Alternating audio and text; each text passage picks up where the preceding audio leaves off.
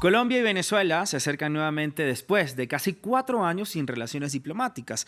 Desde antes de su posesión, el presidente Gustavo Petro informó su intención por restablecer los lazos diplomáticos y en todo sentido y abrir oficialmente los pasos fronterizos. Ayer jueves, ambos países anunciaron los nombres de quienes serían sus nuevos embajadores y recientemente Venezuela señaló que restablecería de inmediato sus relaciones militares con Colombia y hay expectativa además en la frontera ante la reapertura de la misma, importante para la reactivación de la economía. Pues todo esto lo vamos a analizar con Daniela Monroy, es investigadora adscrita del Observatorio de Venezuela en Colombia de la Universidad del Rosario. Además cuenta con experiencia y análisis de la relación bilateral entre Colombia y Venezuela, movilidad humana y temas de frontera colombo-venezolana. Daniela, muy buena mañana de viernes. Gracias por estar con nosotros en Directo América. Hola Raúl, buenos días. Muchas gracias a ti por tenerme acá. Daniela, hablemos, digamos, para entrar en contexto de las implicaciones que tiene reanudar todo este tipo de relaciones entre Colombia y Venezuela, pausadas definitivamente desde el año 2019, principios de 2019. Bueno, primero las comerciales. Realmente Colombia ahorita tiene la necesidad imperiosa de abrir la frontera. Hay mucha gente esperando la apertura. De hecho, las expectativas estaban bastante altas en el sentido de que la gente esperaba que al día siguiente de la posesión presidencial la frontera se hiciera efectiva la apertura. Claro. Eso no ha ocurrido realmente. Vemos que el proceso realmente tiene que ser gradual.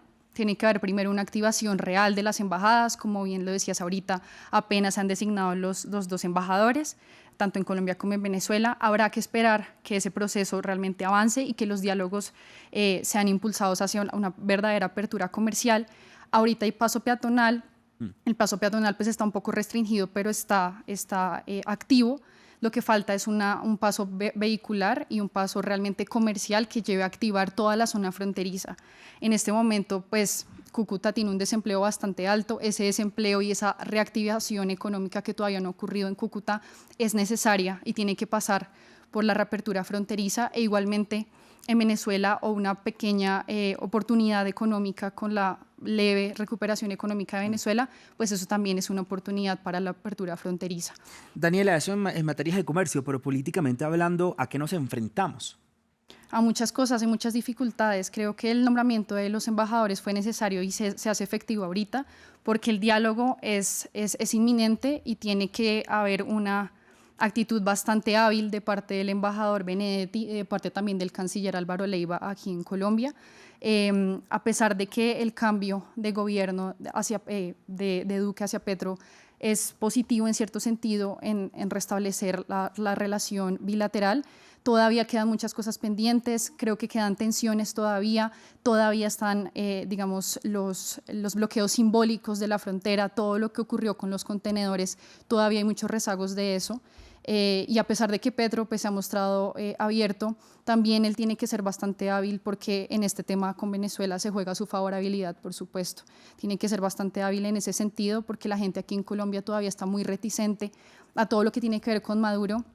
Y por supuesto que en la frontera pues tienen que ver temas que son muy importantes para Colombia, como es la negociación con el ELN, que pues esta semana también se supo de la delegación que fue enviada hacia Cuba para cumplir ese cometido, temas ambientales que están bastante presentes en la agenda de Petro, sobre todo en temas internacionales, temas de paz. Obviamente el canciller Álvaro Leiva pues, ha dicho Petro que es un canciller para la paz y de hecho pues, el tema de cultivos ilícitos, narcotráfico, paramilitarismo, guerrillas, todo eso está en Venezuela presente, entonces realmente es muy difícil gobernar Colombia sin gobernar la frontera. Claro, mucho trabajo por hacer. Daniela, te referías cuando comentabas los contenedores al episodio que vimos precisamente cuando fue la ruptura, digamos, definitiva de estas relaciones bilaterales entre Colombia y Venezuela a principios de 2019, cuando el que se denominaba presidente interino de Venezuela, Juan Guaidó, quiso entrar esta ayuda humanitaria cuando se realizó todo este concierto por la paz en Cúcuta para la ayuda a Venezuela. ¿Cómo queda, digamos, la figura de Juan Guaidó que va a ser Gustavo Petro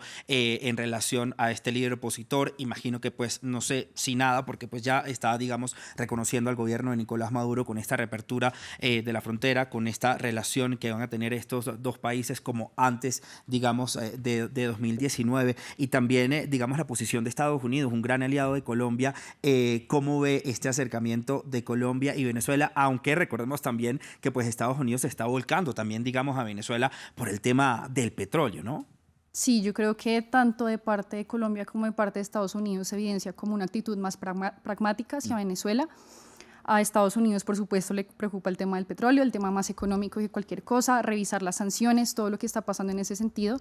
El presidente Biden pues, ha sido muy preciso en revisar esos temas. Y en lo que compete a Colombia, pues Petro también, antes de hablar de reconocimiento de Guaidó, de la oposición venezolana aquí en Colombia, pues ha preocupado más por hablar del tema fronterizo, de revisar temas de paz con Venezuela. Él, de hecho, desde la campaña había sido muy exacto en que iba a revisar la reapertura fronteriza y la relación con Venezuela con cualquiera que fuera el gobierno que allí estuviera.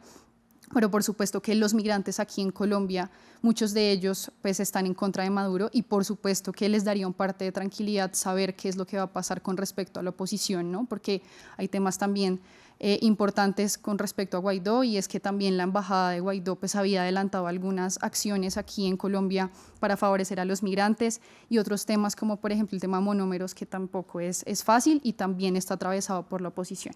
Daniela, eso le quería preguntar porque también digamos que hay personas, altos representantes de la oposición política en Venezuela, aquí en Colombia. ¿Qué va a pasar con estas personas? ¿No tendrían como algún tipo de miedo, digamos, y temor por alguna posible devolución a Venezuela? Un proceso de extradición con ellos, ¿cuál es su proceso legal? ¿Cuál es su estatus legal, mejor dicho, aquí en Colombia de estos opositores que se encuentran en este territorio, ¿no? Pues había ese miedo desde la campaña, desde que se empezó a visorar que tal vez Petro podía ser el presidente, y aquí en Colombia se especulaba mucho sobre cómo iba a actuar Petro con respecto a las personas que querían ser refugiadas o asiladas. Evidentemente Colombia tiene pendiente un montón de solicitudes de asilo. No sé si Petro dentro de su Cancillería podría gestionarlas todas, pero al menos creo que sí es importante dar un parte de tranquilidad con respecto a Julio Borges, con respecto a muchos representantes de la oposición que están aquí localizados en Colombia, pero por supuesto eso también puede llevar a tensiones con Nicolás Maduro, así que va a ser importante ver cómo Petro juega o el canciller también juega como en ambas partes, ¿no? Cómo dar un parte de tranquilidad a los migrantes en Colombia con respecto a qué va a pasar con los líderes de la oposición y por otro lado también mantener las cosas muy tranquilas con Maduro.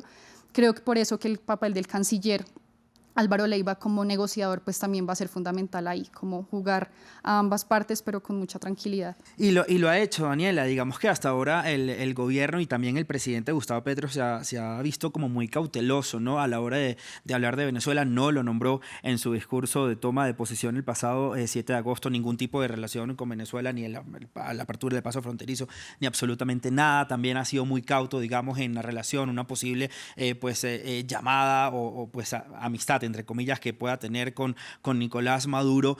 Está jugando eso, ¿no? También a ser cauteloso y a tratar de buscar lo mejor para estas dos naciones que pues ya se lo merecen, ¿no? Ya es hora.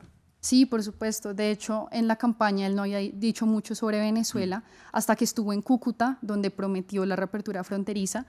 Y hasta unos poquitos días antes de la elección y posterior a la elección fue que realmente habló y dijo de frente: Petro, hablé con Maduro.